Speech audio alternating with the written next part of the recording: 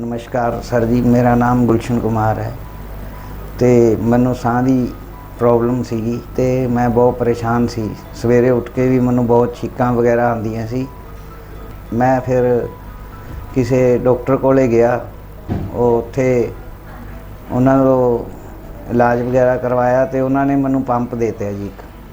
ਉਹ ਪੰਪ ਮੈਂ ਦਿਨ 'ਚ 2-3 ਵਾਰ ਲੈਂਦਾ ਸੀਗਾ ਜੀ ਤੇ ਉਸ ਤੋਂ ਬਾਅਦ ਫਿਰ ਵੀ ਮੈਨੂੰ ਆਰਾਮ ਨਹੀਂ ਆਇਆ ਜੀ। ਮੈਂ ਬਹੁਤ ਪਰੇਸ਼ਾਨ ਰਿਹਾ ਜੀ। ਫਿਰ ਮੈਨੂੰ ਕਿਸੇ ਨੇ ਡਾਕਟਰ ਸ਼ਾਰਦਾ ਬਾਰੇ ਦੱਸਿਆ ਜੀ ਤੇ ਮੈਂ ਉਹਨਾਂ ਕੋਲ ਗਿਆ, ਉਹਨਾਂ ਤੋਂ ਇਲਾਜ ਕਰਵਾਇਆ।